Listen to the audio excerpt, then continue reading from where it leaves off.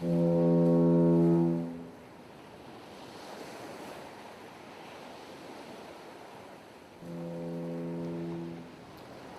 Tides is an Antiks Entertainment affiliate.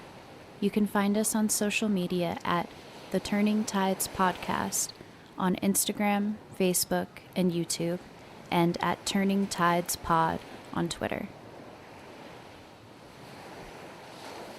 For more information, or if you're interested in sponsoring the podcast, please contact us at theturningtidespodcast@gmail.com. Thanks for listening. Warning, this episode of Turning Tides contains depictions of war, violence, suicide, sexual assault, rape, gore, mature themes, abortion, and racism. Hello, everyone. I'm your host, Joseph Pascone, and before we start today's episode, I'd like to take a minute and say thank you to you all. Truly, from the bottom of my heart, thank you for downloading the show and for making Turning Tides so successful. I started this show because I love history and storytelling, and I wanted an outlet to tell the stories which are not so often told. Knowing that people around the globe are enjoying this show brings me serious, warm feelings. Thank you also to everyone who's made this podcast possible. My mom and dad have always supported me in anything I've pursued. Thank you. I'm eternally grateful. Melissa is the greatest editor, producer, partner anyone could ask for. I'm incredibly lucky that she's in my life. This show literally would not exist or be possible without her. Thank you. To my brother and sister who have always been there for me, thank you. Alex Perez, the maniac of Manhattan, thank you for all your help in getting the podcast off the ground. My Sicilian grandparents, Nini and Nono, thank you for telling me the stories of my great-grandfather, who lived and worked every day from 10 p.m. to 6 a.m. in La Cara Frida's sulfur mines. Thank you to my Neapolitan grandpa, who told me stories of living in a rundown apartment with the rest of his family of 13 in post-World War II New York City.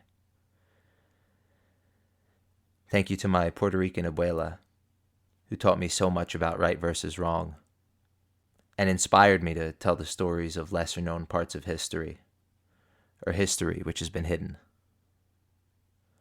I know she would be proud of me if she were alive to hear the show. Thank you all again so much. Without further ado, this is Turning Tides, Italian Footsteps, Episode 5, Tempered with Fire, 1867 to 1896. Giuseppe Garibaldi was now an old man. The 60-year-old hero of the two worlds had the wounds to justify the moniker. Now, however, he could hardly stand up, let alone lead a battalion. Despite this, he was still one of the most able commanders the Italians could call to name. During the recent War of 1866, his volunteers, the Hunters of the Alps, were the only effective Italian fighting force. They were relegated to assault the mountainous region of Tyrol, or as the Italians called it, the Trentino. They were victorious against the Austrians, driving all the way to the walls of Trent, the main city, before being hastened to withdraw. As the war ended, Italy pushed to acquire Trentino during peace negotiations with Austria, but their ally Germany would hear nothing of it. Garibaldi and the citizens of Italy were humiliated. He started to garner support for a political movement to annex Rome. This was all pretext for another campaign against the city which had eluded him his entire life. In 1848, he had heroically held part of the city's walls, without cannons or ammunition. His nostalgia for the glory days, along with the anguish over losing Anita, played heavily on Garibaldi's aging mind. He was absolutely disgusted with the state of Italy as it stood. The parliament was useless, unable to do the things necessary to transform the Italian countryside. Garibaldi would take matters into his own hands once more. He collected a band of approximately 10,000 Italians to march on the walls of Rome. His hope was that the rebellion he had manufactured inside Rome itself would be successful. However, this uprising failed to materialize in any substantial way. Garibaldi then expected support from the National Italian Army. This never came. Prime Minister Urbano Rotazzi got cold feet at the last second and withheld the army, hoping the situation would resolve itself. The French, by order of Napoleon III, quickly sent a force of 20,000 to relieve the besieged papal forces. In a scene sadly similar to 1848, the French landed at Civitavecchia and gave battle to Garibaldi. The Battle of Montana would be the final and most disastrous attempt made by Garibaldi to take Rome. During the fight, the well-trained French riflemen mowed down the red shirts. The French were armed with the newest bolt-action Chespot rifle, and by day's end, 1,000 red shirts were dead or wounded, while another 1,000 were made prisoner. The Rotazzi government quickly fell, another black mark against the teetering new state in the eyes of the public. Rotazzi had failed to learn his lesson the first time, much like after the Battle of Aspromonte in 1862. He was removed from his position due to his complicity and lack of conviction when the time came to be decisive. The political landscape of Italy, as well as its economy, were in shambles. Their most recent war with Austria cost the country $650 million, and the relocation of their capital from Turin to Florence cost many millions more. And their military spending only increased from there. This was at the expense of the poorest people, who were targeted exponentially more than the rich. To say this was unpopular would be the understatement of the century. It was hated. Southerners were already disillusioned with most governments, and quick to say something about it. As taxes rose, the first of many scandals rocked Parliament. It was brought to light that a cabal of bankers had purchased the tobacco monopoly for pennies. The rest, assumedly, had gone directly toward lining the pockets of the heads of Parliament and the king himself. While so many of their people lived in squalor, politicians and businessmen did whatever they could to take advantage of their power, even if it endangered the people they were charged to defend and protect. This was the norm for Italian politics, since long before Victor Emmanuel and the formation of the Italian state. Within Parliament, the center-right Destra Storica was in control. These were the men who were mentored under Cavour. Few of them had the gumption to see their plans through. The position of Prime Minister, as well as the seats of Parliament, rotated through people faster than a game of musical chairs. This constant exchange of titles and power left Italy in a state of disarray. This trend still affects Italian politics, with most prime ministers only reigning for an average of a year and a half. Many preferred to resign from their position, as opposed to being put on the chopping block with a vote of no confidence. This gave them the ability to regroup and assess their prior failings in preparation for potentially taking another stab at the top job. Many Mazzinians, Democrats, and Southern politicians opposed this center-right conglomerate. Crispi and Nicotera helped lead the center-left party, which was composed of people who fought in Sicily with Garibaldi and served in his corrupt administrations, as well as genuine liberals who believed in lowering taxes and being cautious in foreign policy. The radicals, a much smaller group, also opposed the center-right in their own way. They were headed by the soon-to-be Nobel Prize-winning poet Gayoso Carducci. With their strong, vocal opposition to the corruption and mismanagement of the countryside, the powers that be were eventually antagonized into reforming their government. One thing on which almost all sectors of Parliament could agree was that there was a need to unite the country into one state. They implemented massive taxes to increase the size and dexterity of Italy's armed forces. The grist tax was by far the most inflammatory. This was a tax on the grinding of chestnuts and grain, and it directly affected the lives of millions of Italians who usually subsisted on nothing but the paste created by grinding these cereals and nuts. There were riots in the streets of central Italy, where the poorest voiced their frustration through violence. Their calorie count was precariously low as it was, and this new tax only made their standard of living worse. Martial law was declared, and thousands were sent away to far-off penal islands to live in exile. These egregious taxes were implemented to stave off bankruptcy and keep the military machine running. In the end, it caused many Central Italians in Romagna to nearly starve. Paradoxically, this rendered many men unfit for service. Italy had invested money in their military in vain. The subject of war is a moot point if your population is too starved and sickly to fight. The radicals on the far left were incensed by this. There was no freedom in Italy, only poverty and inequality. In Prussia, a massive conflict was brewing with France. Tensions over Alsace-Lorraine finally exploded in the summer of 1870. As hostilities increased, Napoleon removed the French garrison of Rome, leaving the city practically defenseless. The fervor to take Rome was now at an all-time high. Italians who were once ordinarily peaceful were now in the throes of early nationalism. They demanded a march on the Eternal City. Italian Prime Minister Dr. Giovanni Lanza preferred a peaceful settlement and tried to resist violence for as long as possible. On September 2, 1870, the Battle of Sedan sealed the fate of Napoleon III. He abdicated the throne after his whole army was captured, after which he was forced to live in exile.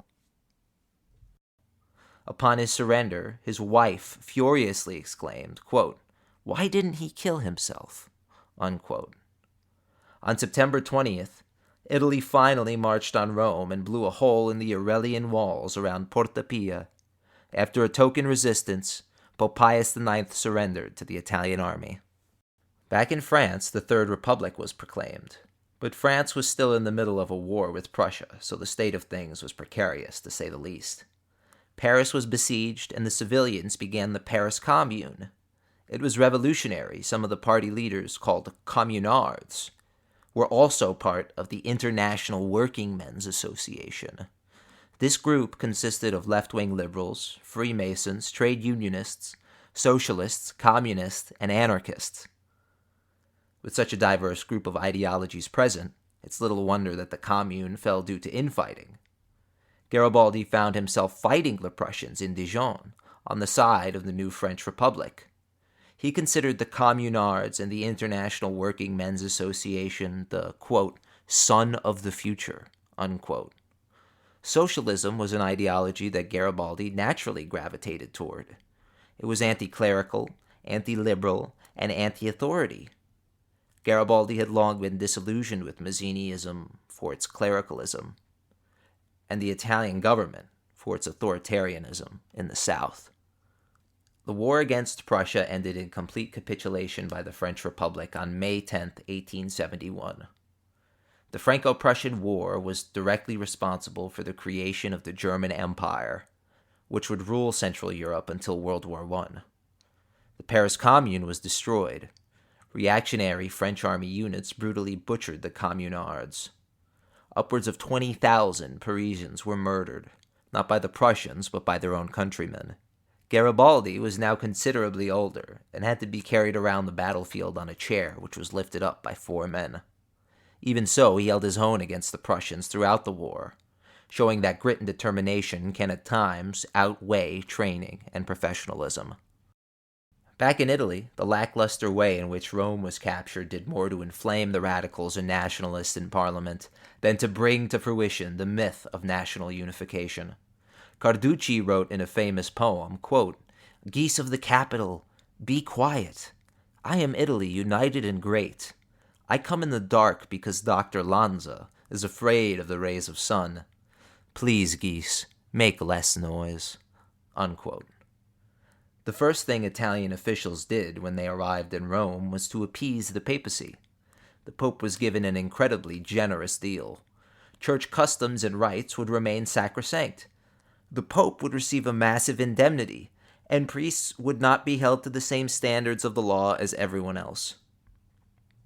This effectively created two states: the state of the church, which had massive influence in local politics, education, and welfare services, and the civilian state, which was often seen as corrupt and disreputable. In spite of this, the Pope wanted nothing to do with the new Italian nation, and he upheld the ban on any true Catholic voting. After all, the sale of ecclesiastical land was still the main way the state made ends meet, often by banning orders of priesthood and forcibly seizing their abbeys. The papacy would go on to denounce the existence of Italy until 1929, when they finally recognized the country after signing a concordat with Mussolini's fascist state. This concordance, which made Roman Catholicism the state religion of Italy, is still in effect today. Contractors, speculators, and shoddy businessmen rushed to the new capital to begin construction. The powers that be wanted Rome transformed from the temporal home of the Vatican into the capital of a new, modern state. Land was sold en masse to those who had money, upwards of 2 million hectares. Overnight, the land was transformed. This boom would eventually go bust, thanks to the banks overloaning out money. This was the third time the location of the Italian capital had been changed in 10 years, and it predictably brought the economy to its knees.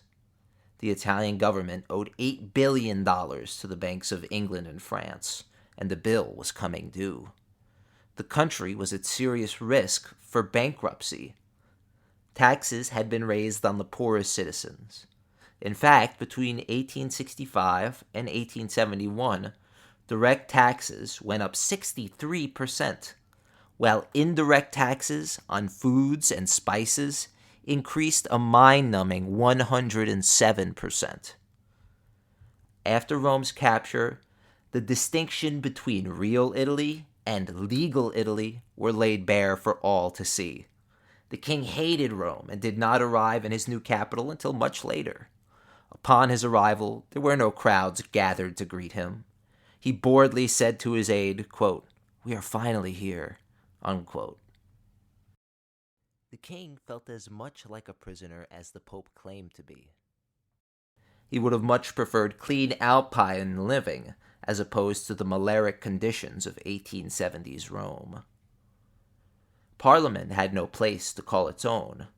All it had left was the Palazzo Montecitorio, a nondescript 17th century building, which was a stone's throw away from Vatican City. With all the new buildings, a new parliament should have been built for Italy's legislators, but it was never even attempted. Roman land was purchased by a variety of citizens. Some of the main buyers were ultra-conservative Catholics who did everything they could to maintain Vatican architecture. The result was a hodgepodge of modern and classic design, transforming Rome into a strange architectural site. Regionalism only increased with Rome's capture.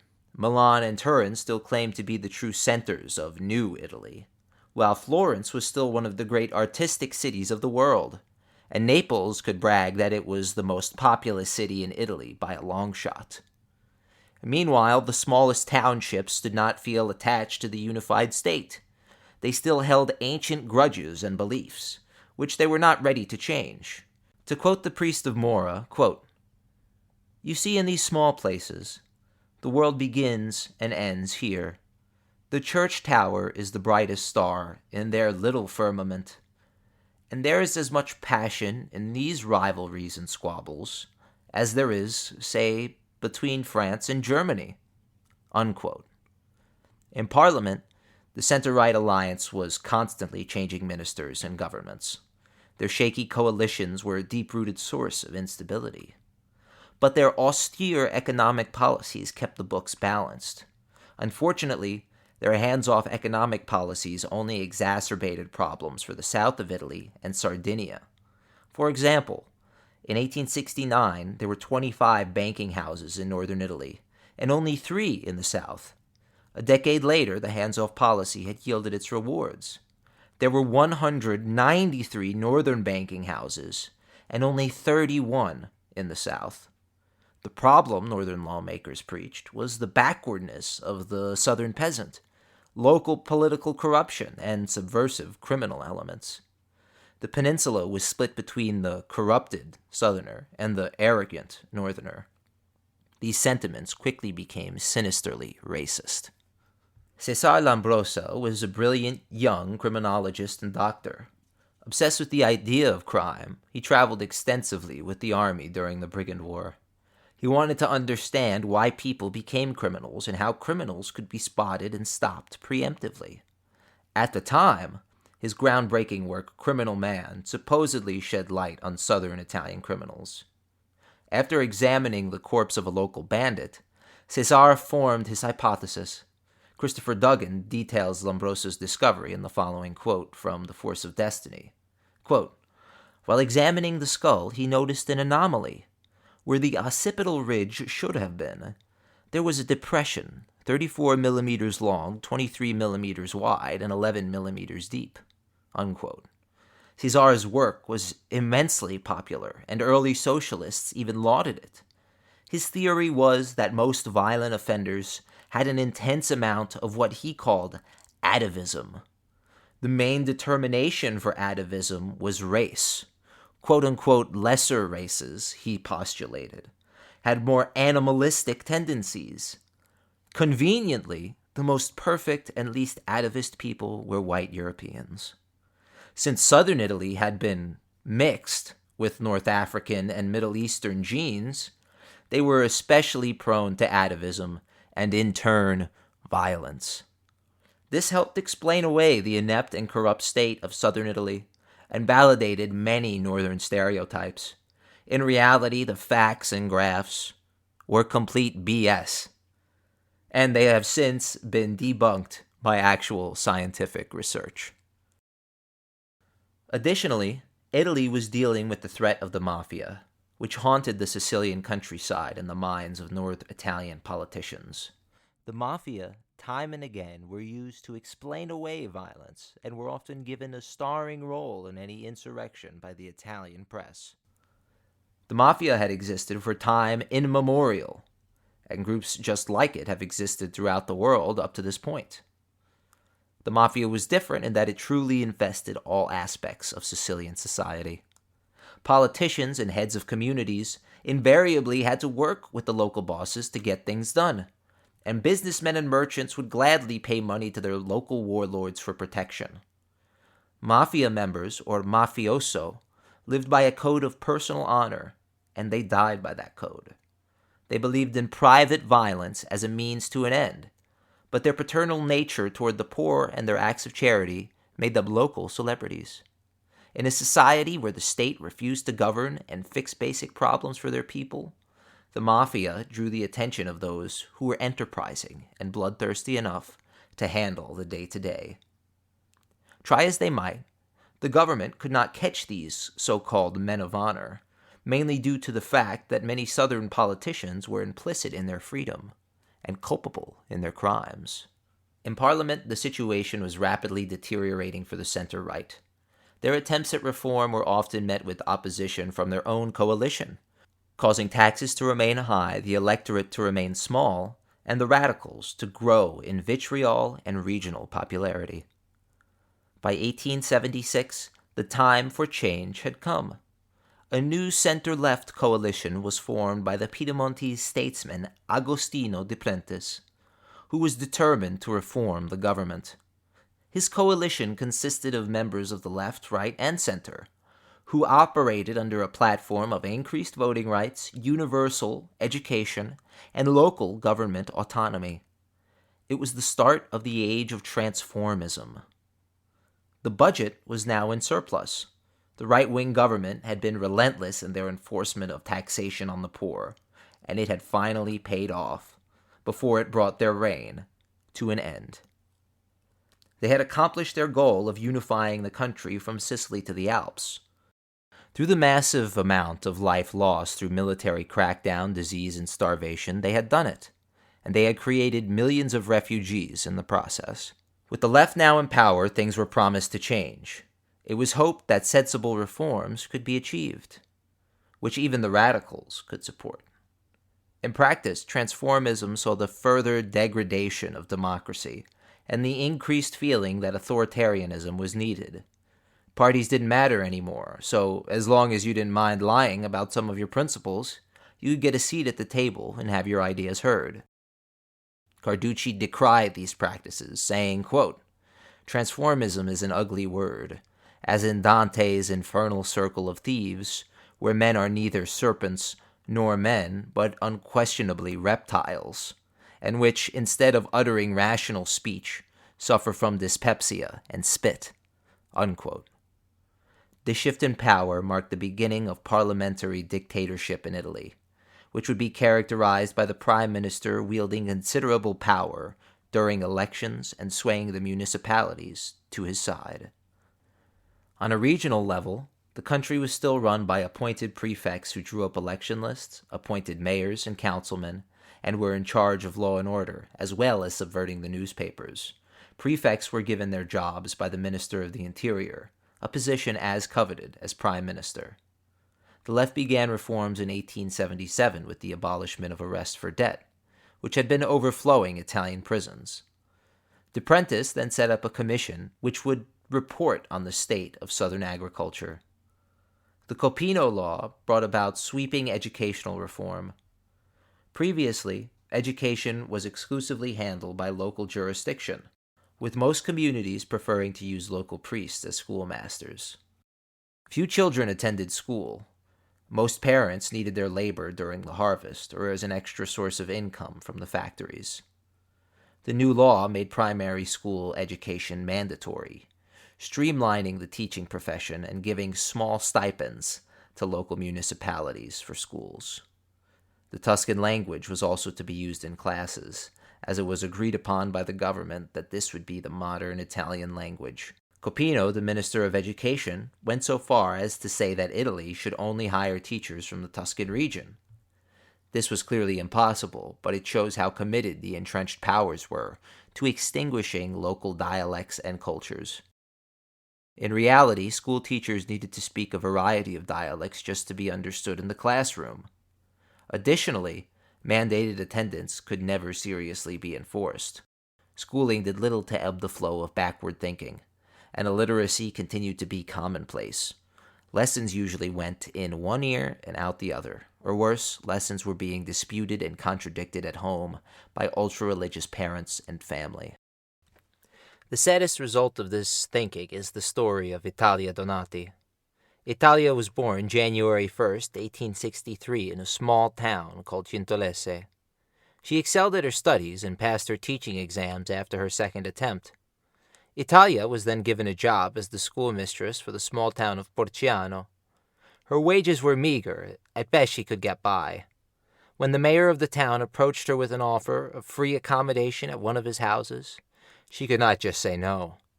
She would be able to send the extra money back to her ailing father in Cintolese. Very quickly, she realized his motives were impure.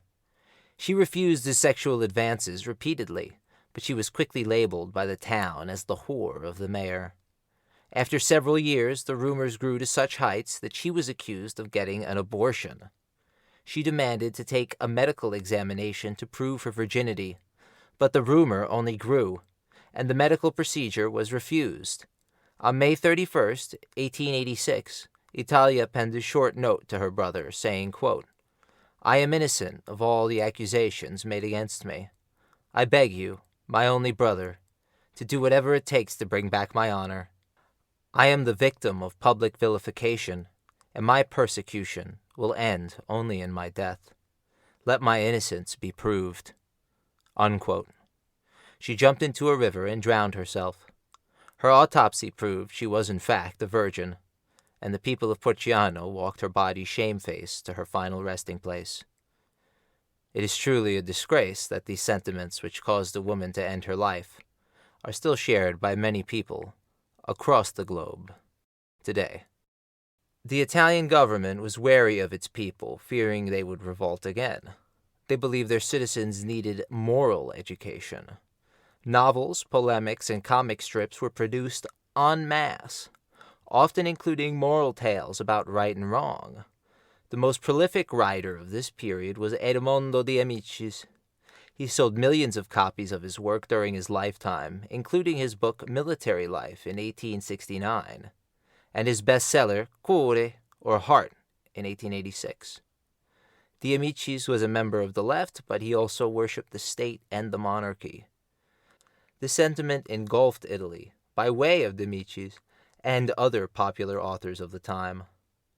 Other works produced during this era include Michel Lisona's Will is Power in 1869 and Paolo Mentegazzo's Glories and Joys of Work in 1870. However, the most popular children's author during this period was Carlo Lorenzini, who wrote the book Le Avventure di Pinocchio in 1882, under the pen name Carlo Collodi. Pinocchio, much like the rest of the aforementioned books, emphasized the importance of having strong work ethic and doing good deeds. Christopher Duggan defines the literature created during this period well, stating, quote, "The torrent of pedagogic literature in the decades after 1860 bore witness less to any well-thought-out educational agenda for the masses. The chances of this literature having much impact on the working-class children was slight. 80% of rural income in the late 19th century went on meeting essential food needs." Unquote. In Tuscany, a group of painters who called themselves the Macchiaioli exploded on the scene. They captured Italian landscapes and focused heavily on the use of shadows in their pieces. Giuseppe Abate, Odoardo Borani, and Vincenzo Cabianca are but a few who contributed to the early Impressionist movement. They call back to the amazing work that Caravaggio created with light, with particular emphasis on Italian peasants going about their daily lives. This use of shadows led to the artists claiming the name Macchi, which translates to spots. Macchiaioli believed art was created in these dark spots. Education, art, and literature were spreading, but in truth these things barely reached the general population of Italy. It was meant to serve a very small but very aggressive Italian middle class. The authorities felt the only thing that would make poor Italians come together was forced military service. As soon as unification was declared, a lottery-based conscription drawing began and made its way through the country. Following military reforms in 1870, they expanded the range of conscripted soldiers to include all military-aged men. For 3 years, young men and boys who were deemed fit and who served no crucial role to society were sent away from their native province. This was even referred to as seeing Italy, it being the first time many of these new soldiers had stepped foot outside of their hometown. Tens of thousands of people would attempt to dodge, and many would be successful. Eventually, the force of state power and the unnecessary cruelty shown toward draft dodgers changed Italy's perception of serving in the military. During the 1870s, many saw it as a rite of passage and a chance to escape the humdrum drudgery of the field or their family shop. Many young recruits saw it as a chance to let loose. Brothels and bars were frequented by young soldiers, who often had little else to do. This no doubt contributed to 1 in 100 Italian soldiers having STDs of some variety. Additionally, gangs of soldiers who were from the same area would harass and torment soldiers who were from somewhere else, with Southerners commonly being victimized by their northern comrades in arms. On Easter Sunday, 1884, the system showed its flaws. Salvatore Mizdia, a private from Calabria, was driven insane as a result of being bullied. He barricaded himself in his room and opened fire from out of his window. He killed 5 soldiers and wounded another 7. He ended up being shot by firing squad, despite pleas from Cesar Lombrosa that the soldier was mentally ill. Meanwhile, in Parliament, the left was quickly showing itself to be as relentless as the right in its crackdown of dissent. They shut down newspapers they couldn't bribe, rigged local and national elections, and suppressed local meetings, whether they were socialist or Catholic. This was all orchestrated by the authoritarian Minister of the Interior, Baron Nicotera. He was quickly replaced by Francesco Crispi, and in a petty attempt to get his job back, Nicotera aired dirty laundry about Crispi's personal life, and proved Crispi was a bigamist. This forced Crispi to resign. Then another minister resigned, and infighting persisted, prevented any proposed reform from passing. This hampered Parliament's ability to do anything, and the petulance of those on the benches was causing the public to quickly lose faith in the government. Newspapers would often sensationalize these negative stories, as Italian readers ate up the parliamentary rumor mill. The opposition only grew more antagonistic during this period. They were now labeled the Estrema, or the Extreme, and they were composed of former Mazzinians, Republicans, and Radicals. They wanted universal suffrage, better working conditions, and lower taxes for the poorest Italians. The Radicals were led by the brilliant, hard-drinking, duel-fighting poet Felice Cavallotti. He was a constant voice for the far left and made a point to be controversial in his rhetoric and beliefs. He would go on to inspire a new generation of leftists, and eventually, his symbolic death would usher in the era of socialism. Rome looked worse than ever. Scaffolding was still set up outside most buildings, and hammers banged away at the ancient city endlessly. To quote Carducci, 12 years of Sardinian rule had done more to destroy Rome than the Goths or the Vandals, unquote. A worrying pattern was starting to develop. Some projects were taking much longer than promised, and some were abandoned outright, leaving the massive loan given to the entrepreneur unpaid. This catastrophic business model would end up seeping its way into every aspect of Italian life. King Victor Emmanuel, unconcerned with the fate of his people, purchased property far from the city and was often found traipsing back and forth on his horse, tailed by 2 hunting dogs. He was a military man and an autocrat, but he could recall few victories. In fact, most of his battles had been complete routs. He blamed ex-general La Marmora for the army's failings, and refused to speak to him since the disaster of Custoza. Hearing that La Marmora was dying, Victor Emmanuel quickly changed his tune and forgave him on his deathbed. The sight of La Marmora shook King Victor to his core. After all, this was the man he fought alongside in a dozen different engagements. Soon after saying his goodbyes to La Marmora, the king became very feverish. It quickly became clear he was infected with malaria and would soon die. Pius IX, on hearing of the monarch's impending death, quickly repealed the Vatican's sanctions against Victor Emmanuel and lifted his excommunication. Pius forgave him for his transgressions. The king, for his part, wanted nothing but to die a good Christian and have his name cleared in the eyes of the church. It was a rare olive branch from the pontiff. Victor Emmanuel could now pass peacefully. He finally died on January 9th, 1878, at the age of 57. His throne would pass to Umberto I, a much less charismatic figure, but also not as uncouth. The nation turned to the king's wife and first cousin, Margherita, as the new symbol for Italy. She was a dogmatic conservative zealot who more than once wanted Parliament eliminated for good. Pius was not in the best of health. Since 1868, he had suffered increasingly from facial erysipelas. This infection eventually spread to his legs, rendering him unable to stand. By February of 1878, he knew his time was coming. He had a seizure which caused a massive heart attack. In his last moments, he cried out, quote, "Guard the church I love so well and sacredly," unquote. He was the second longest reigning pope in history after St. Peter. The passing of these two sacred figureheads marked a new beginning for the state. King Victor was able to do in death the one thing he could not do in life. He brought the nation together as one, for the first time in Italian history. The left capitalized excessively on the death of the king, and a new cult of the state began. Near religious worship of the late sovereign swept the nation. Even the poorest Italians now felt saddened at the loss of the father of their country. Upwards of 200,000 Italians journeyed to Rome for the procession. And 6 years later, Italians made another massive pilgrimage to the late king's burial site. People quickly rallied around the center-left government, seeing the death of King Victor and the Pope as an opportunity to create a national identity in their own image.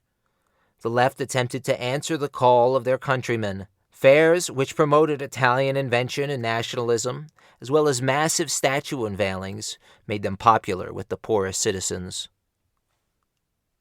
In the Vatican, Leo XIII was soon chosen as the new pope. He would go on to lessen the restrictions on Catholic voting, especially in local government, and would expand on the already sizable community outreach done by the Catholic Church. Leo quickly decided that the lack of Catholic representation in the Italian state was an error which must be corrected. He covertly funded and backed candidates using the Vatican's influence and resources, and soon the Catholic powers controlled much of the south of Italy. Many Sicilian and Neapolitan citizens saw Catholic charity as the singular alternative to godless socialism. This push and pull between the Catholic Church and socialist humanist ideals would greatly influence the future of Italian politics. Only recently was the clerical versus radical debate settled, in favor, it seems, of the former. The main voice for the humanist left at this time was still Garibaldi. His word carried immense weight in Italy, and he was revered throughout the world. He spent countless hours petitioning for the Tiber to be redirected. He argued it would improve the swamp-like conditions which made Rome a breeding ground for malaria, and it would also secure their new image as a modern Italian state. The plans were never carried out. If they were, it is very likely that King Victor's life, along with the lives of many other Roman citizens, would have been prolonged. Garibaldi was quickly fed up with parliamentary life. He wanted nothing more than to retire to his island and play with his goats and children. He felt what was needed in Italy was a dictator, someone with the will and influence to get things done for the good of the common people. What he saw instead was a circus of lions and hyenas, all vying for the freshest slice of meat. He wished more was done to help the South, and he was appalled at the poverty which was tolerated by those in power throughout the countryside. His plans went with him to his grave. He died peacefully on June 2, 1882. His wishes to be cremated were not respected, and he is supposedly buried on the island of Caprera. Italy was entering a completely new political era. Everything had changed, not just the leaders and their dynamic, but the world around them as well. Former Mazziniists quickly realized that their leaders' initial ideals had been perverted. Clearly, more radicalism was needed to make Italy the kind of country where all men could be free, regardless of their political connections or economic status. Almost immediately, subversive activity was afoot. A young anarchist named Giovanni Passante attempted to stab King Umberto during a parade in Naples. The queen threw a bouquet of flowers at the would-be assassin's face and shouted for the prime minister, Caroli, to save the king. The accused was first sentenced to death, but then his sentence was commuted to life in prison. Passante was sent to the island prison of Portoferreo, where his jailers abused and tortured him into insanity. Subjected to 24 hours a day of solitary confinement in a cell below sea level, his condition gradually declined, and he died some days before his 60th birthday. The political philosophy of anarchism to which Passante adhered was made popular toward the second half of the 19th century by Russian philosopher Mikhail Bakunin. He was a socialist who believed entirely in communal autonomy. Any authority, he claimed, was violence. His reach was very far in Italy, which had a long tradition of violent peasant uprisings. Bakunin even considered Italy a potential boiling pot for socialist and anarchist agitation. It would prove to be a serious problem for Italian authorities for decades, with anarchist agitation spreading in the industrial havens across Italy, as well as in central Italy, especially. Across the globe, anarchists and communists were engaged in terrorist attacks on world leaders, threatening the power structures which were already in place. This was referred to as propaganda of the deed. This theory was coined by Carlo Pascone, who writes in his Political Testament of 1857, quote, "Ideas spring from deeds, and not the other way around," unquote. These violent ideas were incendiary, and the government believed the population had to be steered away from such thought, through violence if necessary. Agostino de Prentice, the on-again, off-again premier of the country, knew that reforms of some manner had to be made if he was going to keep the population in line. He saw Italy's incredibly small electorate as the problem. Only 600,000 people out of a population of nearly 30 million were able to vote. The right to participate in elections was based entirely on a citizen's income and education and gender. De Prentice expanded voting rights not because he was a fan of democracy, but because it gave him a farther reach and allowed him to more effectively rig elections, while placating the people. He passed it largely thanks to the clerical far-right support. Many Catholic senators saw this increased electorate as an easy way to exploit religiosity in the countryside. To quote Denis Mack Smith's book, Modern Italy, quote, "An increased representation of minority groups aggravated the worst features of transformism and made parliamentary manipulation easier." No doubt De Prentice had intended as much. On general grounds, it was welcome that 7% instead of 2% of Italians now had the right to vote. Unquote. In practice, the electoral law of 1882 placed the center-left in a position to manipulate elections for as long as their strained coalitions held together.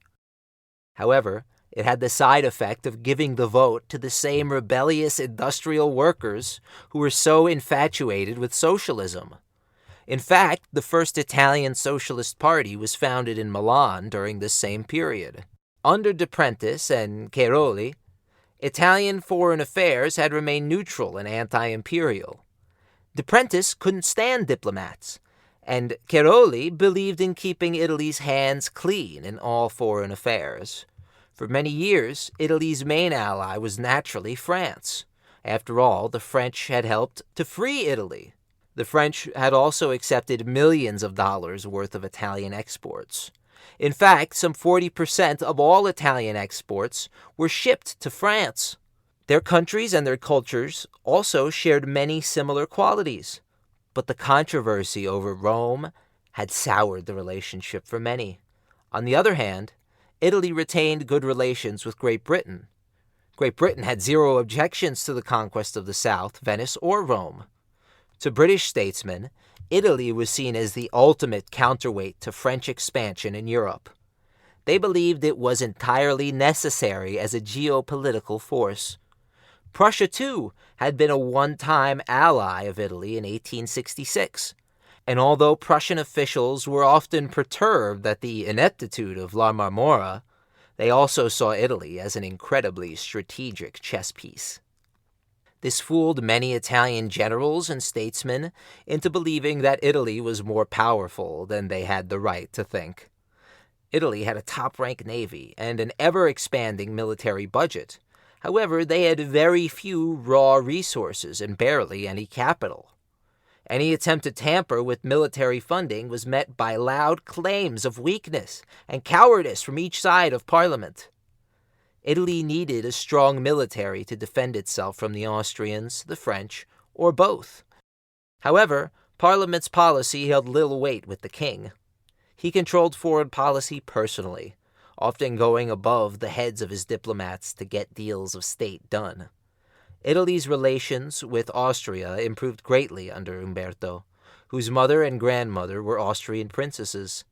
In time, Umberto would even visit Vienna, and Franz Joseph would visit Venice, supposedly burying the hatchet of 1866. Things were still terribly tense between the two countries, in spite of these seemingly friendly gestures. After 1870, the traditional balance of power in Europe was completely askew. Germany was leagues ahead of France and Austria militarily and economically. In 1878, the Congress of Berlin attempted to placate the various countries vying for influence in the Balkans.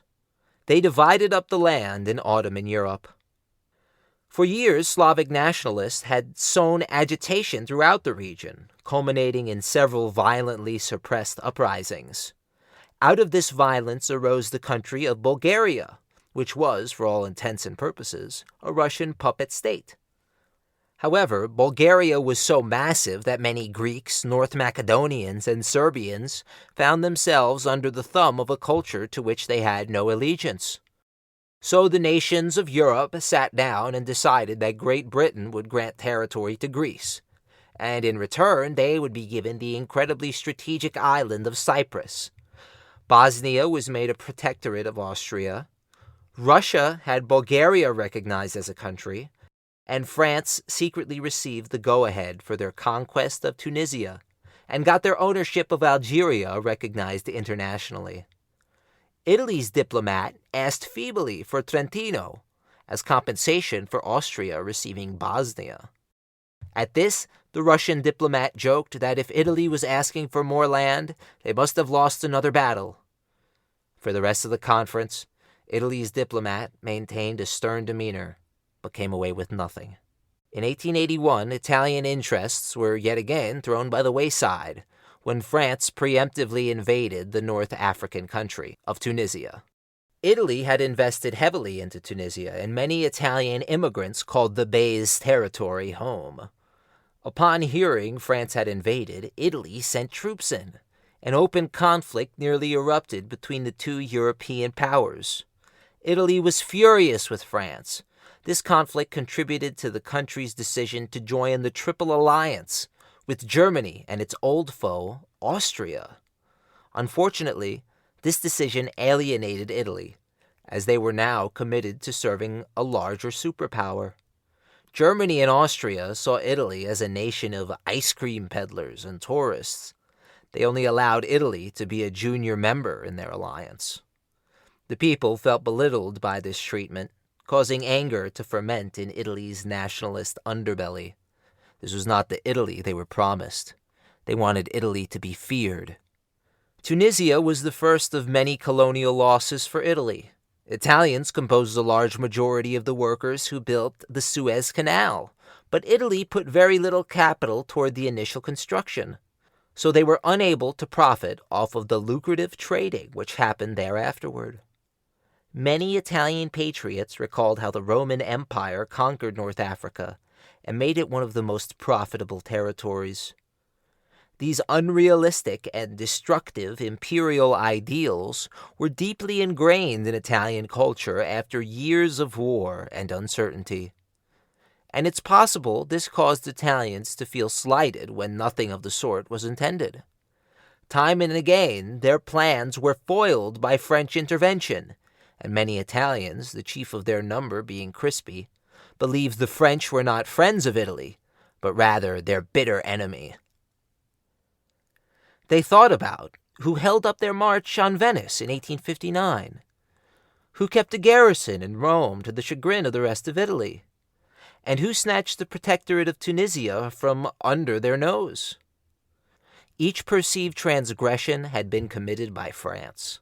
These arguments quickly gained traction with the people, and anti-French resentment spread throughout the country, due in large part to a propaganda campaign launched by the Crown and Crispy. The people's patience with the Prentice's politics was wearing incredibly thin, and change was clearly needed. Citizens resented the shifty nature of Parliament. No attempt at reform could fix the, quote, new Byzantium, unquote, as Cavallotti referred to it.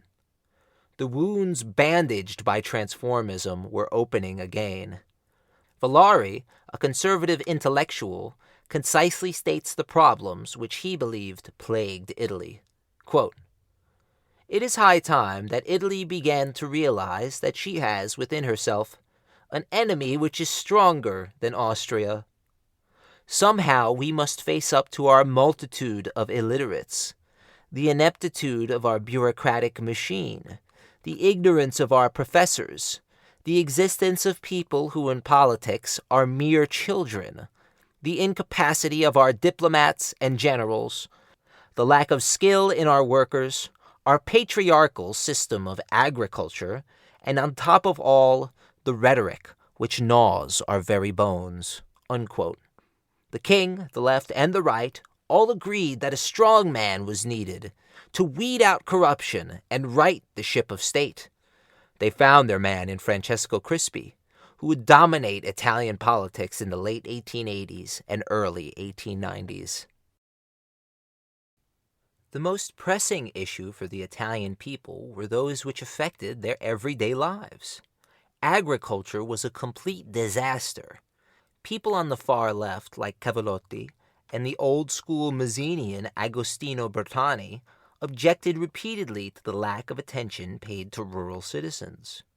Bertani's report on rural life, which he delivered on the floor of Parliament, shocked even the disinterested backbenchers. 15,000 people were living inside malaria-ridden caves just outside Rome. After the left took power, they commissioned a massive report on the state of their country's agriculture. It wasn't completed until 1885. To quote Denis Mack Smith, "The extinction of communal rights of pasture and wood gathering, and the rights of way for the long-distance migration of herds, destroyed the livelihoods of most people. The breaking up of communal lands and estates held by ecclesiastical and charitable trusts had not produced a stabilizing class of peasant proprietors, but rather benefited existing landlords." Unquote. The report revealed that after unification, the land that had once belonged to the state and the clergy was now in control of a few super-wealthy individual landowners. And that group of landowners was only getting smaller. In fact, in the census of 1881, it was recorded that there were only 100 well-off peasants and middle-class people for every 1,000 inhabitants. The peasant class of Italy had an astonishingly poor diet.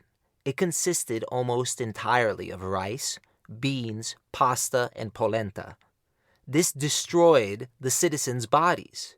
Pellagra, a deadly disease caused by lack of vitamin B, ravaged the countryside.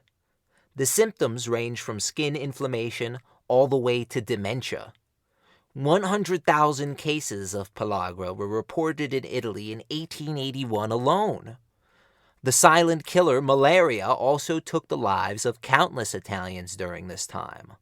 Although we don't have the statistics which show how many passed due to this disease, we can assume the numbers are high, as it killed 600,000 people as recently as 2020.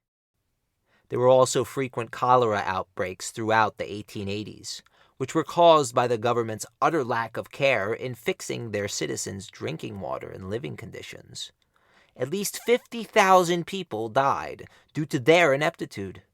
Sicilians and Sardinians were constantly turned away from military service, as many were physically unfit to participate in war, yet they were deemed completely fit to work in the mines or in the fields. This lifestyle led to an explosion of folk music, with songs like Bella Ciao first sung by deprived workers in the rice fields of Mantua, becoming popular throughout the countryside and well into the 20th century.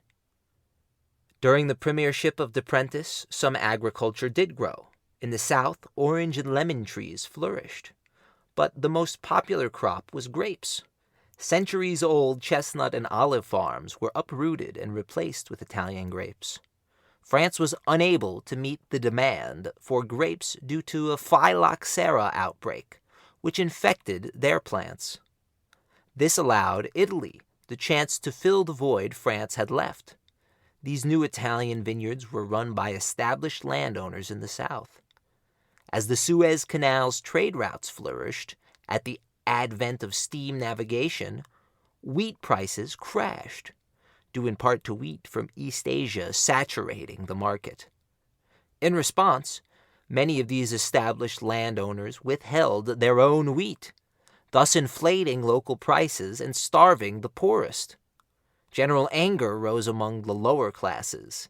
Many peasants searched for unproductive plots of land in which to plant wheat. The landowners objected, but they couldn't do anything about it at the time. In Romagna and northern Italy, socialism, trade unionism, and anarchism all flourished despite the government's attempts at suppression. With this cavalcade of problems, some small gestures were made to relieve the poor. The water system of Naples was redirected, and the hated grist tax was lifted, causing the government spending to drastically exceed its income. Besides these token efforts, very little was done to counteract these inhospitable conditions. So much of the state's money was already tied up in funding the armed forces, paying back debts from past wars, and upholding industries which were not lucrative. Italian industry had been slowly taking off in the northern half of the peninsula. Most people who grew crops also worked from home, using their personal spinning wheels in the off-season. Italy's few industrial centers were built around Piedmont's minor natural resources. Eventually, hydroelectricity became the main source of power for Italian industry, with many hubs springing up around rivers and other bodies of water.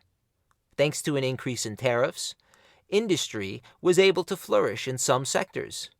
Giovanni Pirelli headed the Italian rubber industry, producing Pirelli tires, which are still on the market today. In 1886, he was the first also to produce electric cables in Milan. The textiles industry was strengthened in Legnano, and the production of wool in Vicenza exploded due to heavy tariffs on foreign imports. With the addition of a British-owned naval shipyard, the demand for steel rose due to the need to produce armaments for the vessels. By 1886, the Terni steelworks began pumping out Italian steel, with cheap imported pig iron from across Europe. This need for foreign resources led to the subsidization of the shipping industry in Italy, which was previously severely lacking. Most developed nations' merchant marines had steamships instead of sailing ships by the 1880s. However, in Italy, their million-ton merchant marine was primarily composed of sailing ships, with only 32,000 tons capable of fielding steam. Italy relied exclusively on the purchase of foreign ironclads and steam vessels.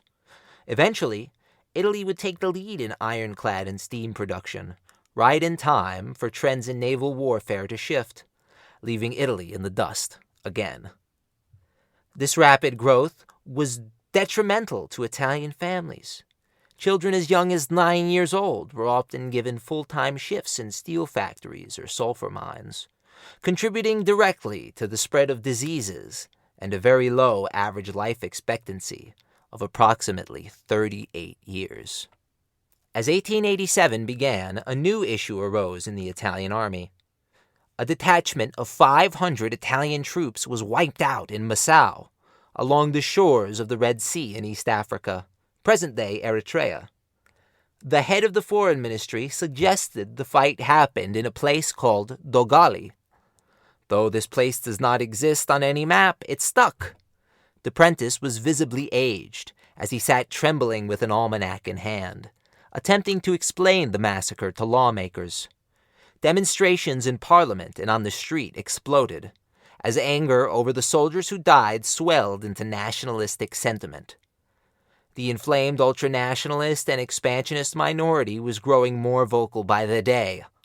Following the Congress of Berlin in 1878, successive Italian administrations had sought compensation anywhere they could find it. This ideology led directly to the expansion of Italy by force, becoming a bipartisan issue. The British, who were always friendly with Italy, had suggested the port of Nassau as a viable avenue for colonization and profit. When the port was established, Italian leaders had promised that this would not be a military installation. This was a lie. Thousands of Italian troops were stationed around the Red Sea, and they had pacified the local population bordering the coast. The interior was ruled by the kings and warlords of Ethiopia. They unequivocally resisted the Italian expansion into the mainland of their empire, and this is what initiated the Battle of Dogali. After Dogali, Francesco Crispi capitalized on the violent nationalist sentiment that swept the countryside. After being forced to resign in 1878, he found himself a part of the left-wing opposition to Deprentice. In true Italian political style, he was Minister of the Interior in Deprentice's cabinet by 1887. Crispi was anti-clerical, imperialist, and hot-headed. He was also the first Sicilian prime minister in Italian history. He fought on the barricades of Palermo in 1848, and then again with Garibaldi in 1860. But he turned his back on his revolutionary roots following unification. He famously said, quote, "A republic would divide us. The monarchy makes us strong," unquote. He was a vehement anti-clerical, and was known to bully Pope Leo to the point where he did not feel safe in the Vatican, and threatened to move the home of Catholicism back to Avignon. Additionally, Crispi wholeheartedly hated France and supported the Triple Entente between Italy, Germany, and Austria. He even modeled his appearance after German Chancellor Otto von Bismarck, copying his characteristic white handlebar mustache, but shaving his eyebrows to give his expression a softer tone. 4 months after the Dogali disaster, Deprentice died, and Crispi was made prime minister. Not everyone was on board with Crispi's provocative nationalism and bellicose foreign policy. Each side had many who opposed him and his anti-French stance. Crispi initiated a trade war with France, which crippled the Italian economy. After finally having found its place on the world stage, Italy was now scrambling to find new trade partners to whom they could sell their wine and silk. This trade deficit was partly corrected when Italy began trading with Austria and Germany. But it was damaged still further due to the overproduction of Sicilian citrus and the failings of Italian vineyards. Italian vineyards were now infected with the same phylloxera that had decimated French grapes. The government failed to save these fledgling industries, while funneling more and more money into the military in anticipation of a war with France. Crispi was attempting to carry out an expansionist foreign policy when his own people were hungry and hurting, and the failings of his geopolitical stance would soon become apparent. In 1880, Crispi put forward the first of 2 proposals for open war with France. Bismarck was wary of Italian capabilities, and he had little taste for a new war. He told Crispi, quote, "What could Germany gain from war now? We have more Poles than we need, and more Frenchmen than we could ever digest," unquote. However, his prince, soon to be king, was the unequivocally bellicose Wilhelm. Additionally, the military staff under Moltke wanted to wage war in order to prevent further French and Russian armament. This war was meant to coincide with the centennial of the French Revolution. It would begin with King Umberto's review of the troops in the recently annexed German province of Lorraine. Although there was anger in Paris after the review, France did not declare war, and Crispi's gambit failed. Afterwards, when Crispi was asked if he was attempting to start a war, he said, quote, "Nothing could be further from the truth. I want peace and peace alone. Any other war would be a crime. Whoever provoked it would be committing an offense against humanity," unquote. There was a drastic shift in France's feelings toward Italy, which was noticeable right away in the countryside and abroad. Many felt the problem wasn't with France, however, but with Italy's age-old enemy, Austria. Regardless of their political status, Italian nationalism was spreading like wildfire. Some nationalists preferred to call themselves irredentists, coining the term from a speech made by a former Garibaldian. The terra irredente was the unreconciled Italian land which belonged to various foreign nations, mainly Austria. Irredentists claim that Italy was missing thousands of miles of land, and that millions of Italians were being abused and subjected to bitter cruelties by foreign nations. They believed the capture of Venice and Rome was just the first step in uniting the Italian nation. One irredentist attempted to kill Austrian Kaiser Franz Joseph when he visited the city of Fiume on the eastern Adriatic. These ideological crusaders claimed that the Dalmatian coast, Istria, Trent, Nice, Savoy, Corsica, Malta, and even the North African coast all rightfully belonged to Italy. The leader of this ragtag group was the chauvinist Gabriele D'Annunzio, whose plays, poems, and polemics spread the word of nationalism. His books, such as The Triumph of Death and his play La Nave, all attempted to convince a new generation of where their loyalty should lie, with the state and with power. These provocateurs would inflame Italian public opinion and contribute directly to Italy's involvement in World War I, where 750,000 Italian soldiers died for the sake of the aforementioned land. Following that devastating war, these nationalists would become the first fascist hit squads of Il Duce of all Italians, Benito Mussolini. Anti-French sentiment grew stronger and spread farther under Crispi. The French ambassador in Rome was shocked to find that schoolchildren there believed the Battle of Solferino in 1859 was fought against France as opposed to alongside them. In this climate, it's no wonder Italian banks, supported by French capital and credit, went under.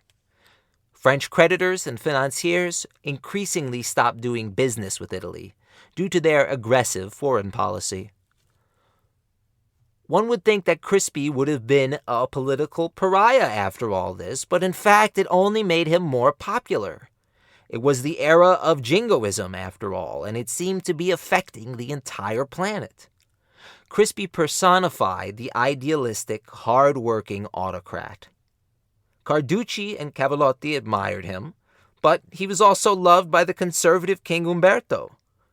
The people of Italy saw him as a powerful, paternal, and pragmatic statesman who did what was necessary, often over the head of Parliament, via royal decree. As these Italian banks proceeded to implode, however, massive irregularities were uncovered, implicating the most powerful Italians. The worst offender was the Banca Romagna, which gave millions in interest-free loans to Italian politicians, newspapers, and building speculators. This money was usually never returned, and it was discovered that the bank had printed money with its politicians' complicity, but without the authority of the state. After a private report on the mass amount of irregularities was released to the leaders of Parliament, Crispi pushed it under the rug and tried to conceal its existence. After going above the king's head to put out feelers for an alliance with France, Crispi was forced to resign in early 1891, but everyone knew he would be back. He was replaced by the right-wing Sicilian Di Rudini.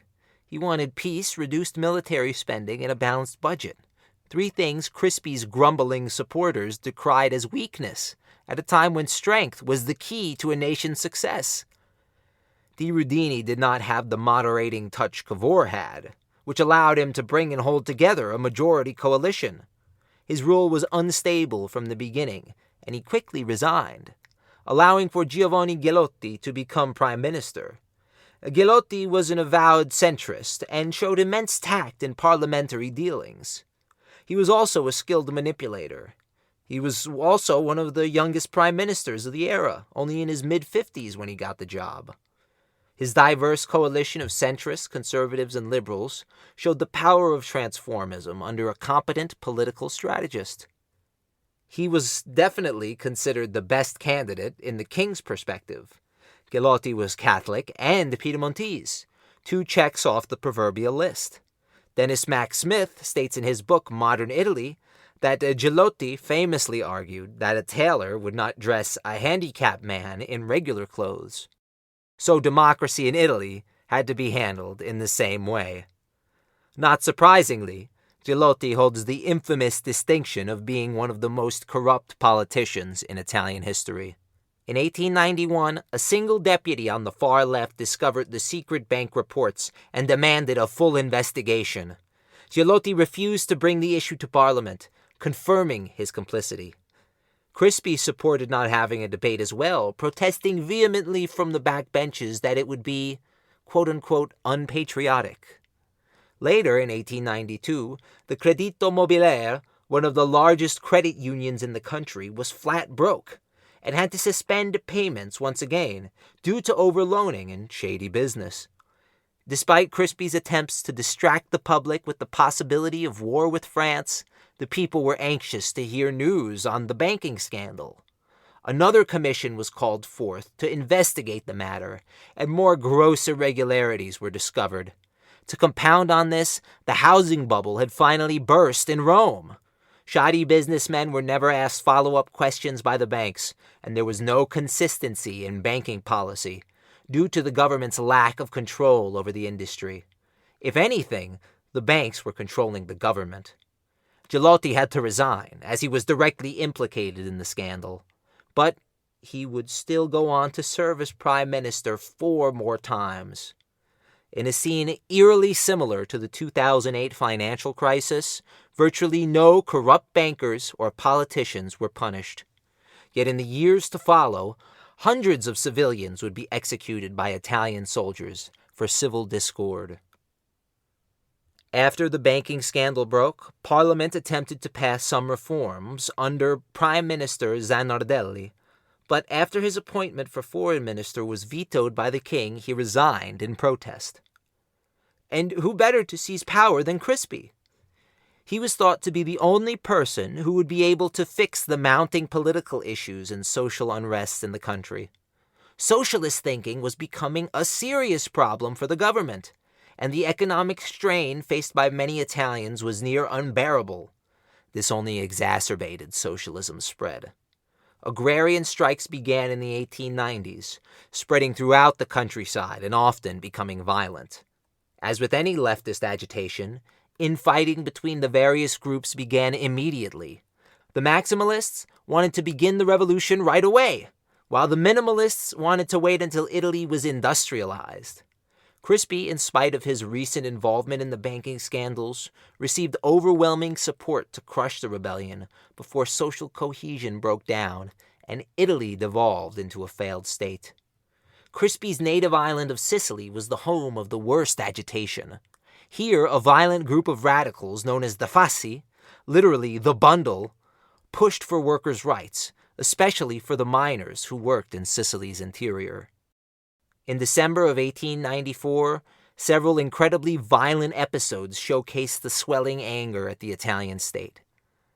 At Caltavurturo, 13 Sicilians were killed by Italian soldiers for throwing stones and attempting to take over a plot of land. At Giardinello, protesters who were demanding better treatment became violent and began looting the mayor's palace. In response, Italian soldiers opened fire on the house, indiscriminately killing 8 civilians inside. As revenge, the town citizens killed the town clerk and his wife, butchering the couple and placing their heads on spikes. In Le Carafridi, the horrendous conditions of the sulfur mines contributed to widespread disease and death. Prior to the local miners' uprising, a 17-year-old boy was killed at the start of his shift by a falling rock. The boss docked the boy's pay for the rest of the day because he was dead. He then docked an hour of pay for the rest of the men for the time it took to dig the boy's body from his premature burial site. This is when the people had had enough. Toll houses were burned down, and the citizens paraded through towns with shouts of "Death to the mayor! Down with taxes!" ringing loudly in the streets. In response, the affluent shouted down from their balconies, "Death to the instigators!" Government troops arrived and opened fire on the crowd in the town square, killing 11 people and wounding many more. Crispi quickly instituted martial law in Sicily and sent another 40,000 troops there. This was all done under the guise of maintaining order. In reality, up to 1,000 dissident Sicilians were sent to faraway island penitentiaries. When the marble workers of Massa and Carrara revolted, martial law was also declared there. Crispi proved himself an authoritarian, in spite of his professed democratic beliefs. He suppressed and disenfranchised hundreds of thousands of Italians simply because they were socialists. Crispi went as far as to claim the Sicilian Fasci were funded by the French. The far left rallied and surprisingly formed a united front against Crispi. Likewise, his domineering personality was quickly wearing thin on his fellow legislators. In December 1894, Gilotti returned to Parliament and threw down the metaphorical gauntlet. He came armed with documents, letters, and reports. Crispi was implicated directly in the banking scandal. Additionally, the evidence revealed Crispi's wife's infidelity, as she had sent hundreds of letters to an unknown lover. This sullied Gilotti's reputation, as he had to explain how he came to find these documents. This incident caused Crispi to shut down Parliament in anger. When asked about his involvement in receiving interest-free loans, he said, quote, "At my age, after 53 years of service to my country, I have the right to believe myself invulnerable and above all these libelous accusations." Unquote. In 1895, Crispi's rigged election granted him control of virtually all of Parliament, and he spoke privately of dissolving the quote-unquote corrosive institution for good. For nearly 6 months, the country was run by Crispi via royal decree. At this time, he also personally controlled several cabinet positions, not believing in many of his colleagues' abilities. In Ethiopia, following the destruction of the 500 at Dogali, the war did not go as smoothly for the Emperor of Ethiopia, Johannes, or Jan. He was fighting a combined coalition of Mahdists in Sudan, Italian reinforcements who were sent against public opinion, and a former vassal named Ras Alula. At the Battle of Galabat, the Sudanist Mahdists killed Emperor Jan, and in the power vacuum that followed, a Shewan Amhran king ascended to the position of emperor. His name was Menelik II. Ethiopia is not a homogeneous country. Much like Italy, it's composed of an incredibly diverse set of cultures. Amharic was the language Menelik used, but there are many others, including Oromo, Tigrinya, Sidamo, Walayet, and a dozen others. Likewise, many sections of the country practice different religions as well. The fact that Ethiopia was not united under one language and religion made the country seem like easy pickings to the Italians of the time. They believed they could divide the people in order to more easily colonize the area. The Italians quickly put their support and funding behind Menelik and his feudal army, hoping to use him as a pawn. Instead, the Nagusa Nagast, or King of Kings, would come to be the only African leader to repel European colonizers and be worshipped for it. The conquest of Ethiopia following Menelik's rise to power was never-ending. He conquered the Oromo people and is accused of butchering millions in the invasions he led as King of Shewa and later as Emperor of Ethiopia. Claiming descent from King Solomon and Queen Sheba, Menelik quickly gained control of his dukes, or Ras. He nearly doubled the size of his small empire during his 14-year reign, annexing territory and destroying his rivals. Being a brilliant commander and a well-read scholar, he understood the importance of modernizing his state. He and his predecessor introduced the electric light, automobile, telephone, the photograph, and the railway to Ethiopia. They had international connections and were incredibly close with Russia. Both countries were primarily Orthodox Christian, Ethiopia being one of the supposed homes of Christianity. France would ally themselves with Ethiopia as well. They were interested in controlling East Africa's crucial trading ports, which were currently in British and Italian hands. Ethiopia had modernized rapidly. It was a state which had existed as a feudalistic society up until the 1880s. Menelik's undertaking can only be compared to the Meiji Restoration in Japan, and even that took 50 or more years. Ethiopia's transformation took place in under 30 years, but it came at a high price. The fundamentalists of Ethiopia opposed these modernizations, the queen among them. She felt that adopting the ideals and technology of European warfare would make them little more than satellites. In spite of these protests, Menelik decided to rush his people into the technological future. He saw the storm clouds on the horizon. He knew the Italians would not be content with the coast. Menelik bided his time and signed the Treaty of Ucciali with Italy 6 weeks after his ascension to emperor. In Rome, the document gave Italy complete suzerainty over Ethiopia and made them rulers of the country in all but name. In Addis Ababa, the Amharic translation reads quite differently. It stated that Ethiopia was a sovereign nation, which, if necessary, could call on Italian assistance in times of war or emergency. Crispy was furious at this and demanded the protectorate over Ethiopia he was promised. Menelik retorted, quote, "I will not remain indifferent when foreign governments from far away come to occupy Africa." Unquote. Battle lines were drawn and the situation quickly devolved into a Cold War. Crispy still had to deal with the issues on Italy's mainland. In the meantime, Italian expeditions were sent to Africa. One was sent up north to Kassala, and the other west into Tigray. These encroachments were seen as incredibly provocative by Menelik, so he called for a general mobilization of his forces.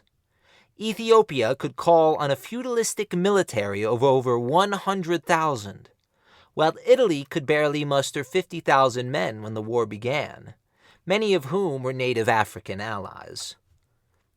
They believed they would be fighting against quote-unquote savages who used spears and arrows. They were incredibly wrong. The thousands of dead Italian soldiers would be a testament to their foolish ignorance. To their surprise, Ethiopia used modern firearms, and their French artillery outranged Italian guns. The Italian army was unsure of their goals in the war with Ethiopia. They feebly marched to their strung-out but defensible forts in Tigray and waited for the enemy. At the Battle of Alagae, Ras Mekonnen expertly divided his forces and surrounded a smaller force made up of Italians and East Africans. He captured the Italians but ruthlessly exterminated any African soldier found fighting with the enemy. 500 Ethiopian men were killed or wounded, while Italian forces suffered nearly 2,000 casualties, most of which were their native allies. After this defeat, cries of "Viva Menelik!" were heard throughout colleges from Paris to Rome, and the Ethiopian emperor was quickly becoming an international sensation.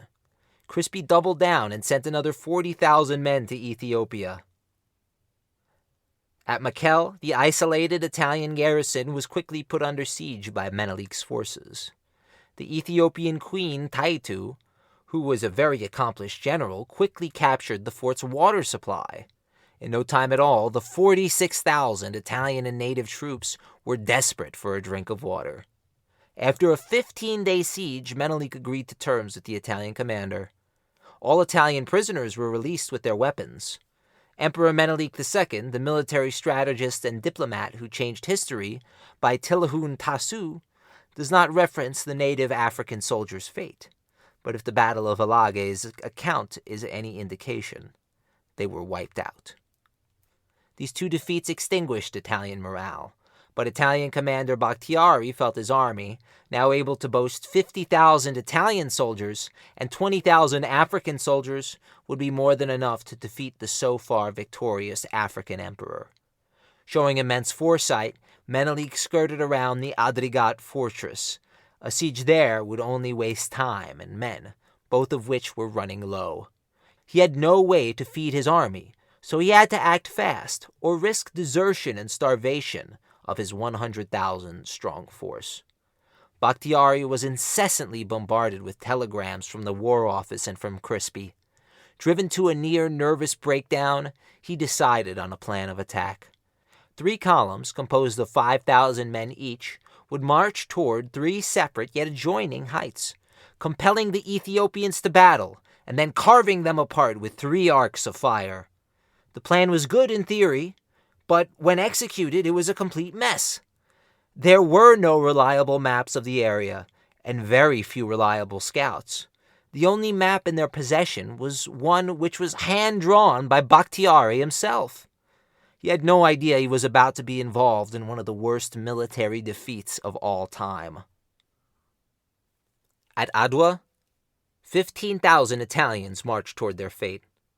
They were met on their left by Ras Michael and Makonan's special forces. This initial attack was repulsed by the Italians under General Albertoni. For a kilometer, Ethiopian forces fell back. A single Ethiopian officer named Gebeyehu held up the retreat and shouted, quote, "Those of you who survived this battle and returned to Shewa, tell everyone how Gebeyehu died," unquote. He charged forward on his horse alongside his newly inspired men and made it to Italian artillery positions before being killed by Italian machine gun fire. His charge distracted the entire Italian positions left. Razmekonen's men moved to split the Italians and attacked General Albertoni's isolated column. The fight raged, and by 9:30, the Italian columns were all effectively isolated. Menelik knew the Italian strategy, and he used the perfect counter. He now had one last column of Italians to destroy. General Bakhtiari attempted to take the heights of Zebon Deru, but to quote Tilahun Tasu, a native Ethiopian historian, the Ethiopians, who were agile, occupied it before the Italians. From that high point, the Ethiopian army attacked the Italians. Out of 610 high-rank Italian officers, only 258 survived to flee, unquote. A 4th column of reserve was brought in to try and stem the rout. These Italians were completely wiped out by Ethiopians waiting in ambush in the tall grass. During this ambush, Menelik ordered the Ethiopian cavalry to sweep the field. Surviving Italian soldiers described the cavalry's charge as something akin to a, quote, mountain falling, unquote. One Italian colonel shot himself, and finding the suicide attempt insufficient, shot himself again, instead of facing the storm that was headed his way. In the disastrous retreat which followed, Ethiopian soldiers chased down the few remaining Italians, and there are reports that some Italian prisoners were castrated. For the most part, however, it is agreed that most Italian prisoners were treated fairly by Menelik and his men. The queen and her courtiers were found relieving the suffering of the wounded and giving water to Ethiopian and Italian soldiers alike. During the fight, 6,000 Italians died. Another 5,000 native African soldiers died, and 4,000 or more Italians were taken prisoner. Ethiopia suffered somewhere between 10 and 14,000 casualties. It is said to have taken 4 whole days to bury the dead. Supposedly, more Italian soldiers died during this one engagement than in the War of 1848, the War of 1859, and the War of 1866 combined. After receiving news of the battle, the Italian public was furious.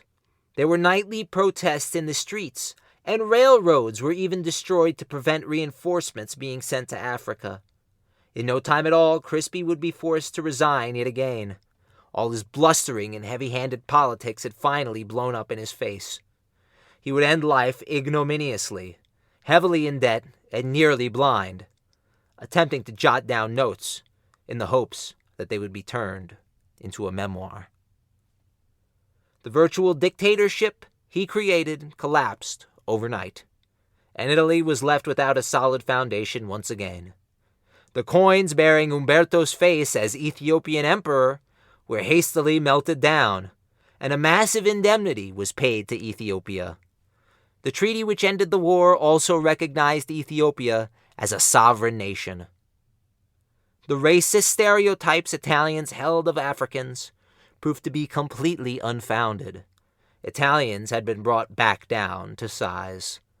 Another attempt was made on King Umberto's life in 1897 by an anarchist agitator. This was only the beginning of what was to come. The failure of Italy at home and abroad, rising food costs, and the recent death of Felice Cavallotti, who died fighting his 30-second duel after his carotid artery was cut, all led to massive protests in 1898.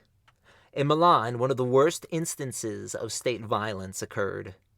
80 or more people were butchered when the military head of Milan suddenly opened fire at a procession of nuns and beggars. He used artillery fire and canister shot on a civilian population.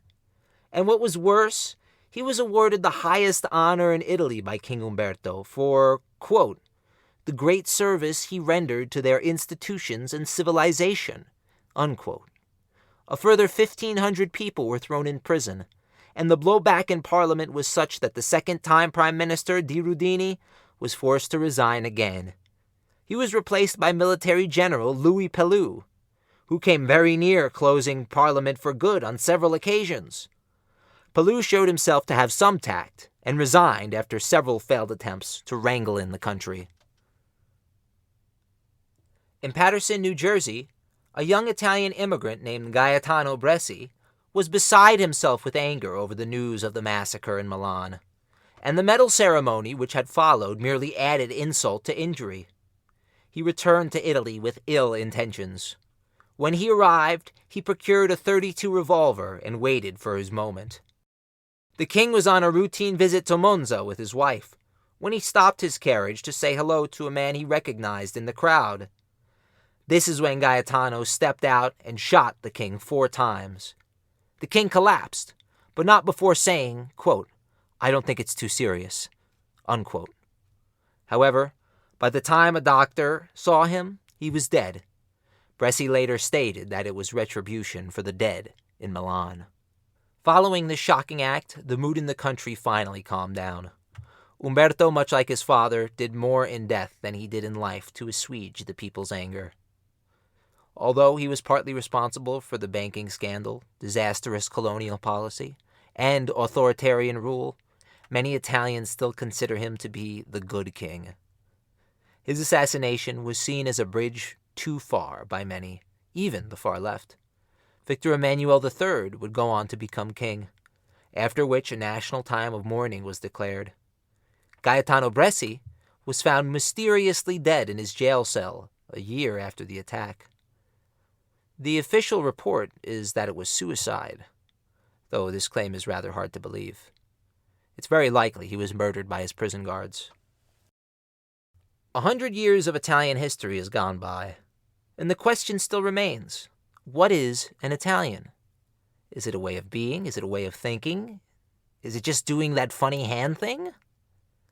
Through my research of this period of time in Italy, one thing was made abundantly clear. Italians were obsessed with their place in the world.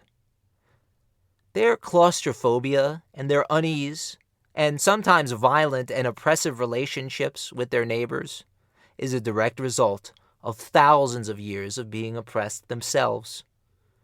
The fear that Austria could do to Italians what Julius Caesar did to the Germanic peoples of his day was a primary fear of the Italian public. Even in socialist and humanitarian circles, deep-rooted insecurities pervaded every level of Italian life. In the 100 years since Napoleon, a country was made, but how that country is defined is still up for debate today. It's easy to claim that Italy is and always has been a right-wing country. There is no doubt that the influence of the Catholic Church is overwhelming there. You could also make the argument that Italy was a foundational bedrock for the internationalist movement, many of its people participating in the various wars for liberation throughout the 19th and 20th century. Garibaldi himself was an anti-clerical who did not believe in the Christian God, and Gelotti famously said that, quote, the church and state are two intersecting lines that should never meet, unquote. well into the 21st century, the question of what makes an Italian is still of paramount importance. With the rise of the first completely right-wing coalition in Italian history, the question of who is and who isn't Italian may start to become more and more relevant. Surely the memories and collective trauma of the past 100 years deeply influenced the formation of Italy. Today, Italy struggles to come to terms with the realities of its past, as much as it struggles to move through the present to build a better future. Although the worrying sign of authoritarianism in Italian politics started to crop up in the 1700s and 1800s, they were only made worse when nationalism reared its ugly head under Crispi and later Mussolini. During the 1890s, the young, soon-to-be Duce of all Italians, was working as a leftist newspaper editor for Avanti, while the Futurist Party, whose main focus was power and intense patriotism, rose to prominence under their leader, D'Annunzio. Italy's failures during this expansionist period would lead directly to its own castigation, as the battle lines were drawn for the soul of the nation. The formation of Italy demonstrated how far shrewd politicking could go. Parliament was seen as the sole reason Italy was in such a mess. Little to no blame was placed on Crispi nor the king, even though it rightfully belonged there. If a democratic parliament wasn't the answer, then what is? Unfortunately, it would take a whole world war, as well as another Italian civil war, to answer that question. Eventually, Italy arrived at their answer: fascism. Socialism was considered to be too self-serving, with little emphasis on the, quote, good of the race or nation, unquote. Liberalism was seen as a corrupt cesspool of glad-handing politicians. Italian fascists believed that a nation and its political ideology could only truly assert itself through violence. The Catholic Church, the king, the liberals, and the conservatives quickly found themselves bowing to the most reactionary government known to the world at that point. With the rise of fascism in Italy, and the later rise of Nazism in Germany, the world descended into complete chaos once more. It wasn't until after World War II ended and the ultranationalists were defeated that Italy could finally call itself a republic. But the rest of this story will have to wait for another series of Turning Tides. Thank you all again so much for listening, and stay tuned for the next 3-part series detailing the colonization of Puerto Rico, which will begin airing on January 24th, 2023. If you like what you heard today, you can support us by donating on PayPal at Turning Tides Podcast 1. Thanks for the support and thank you for listening.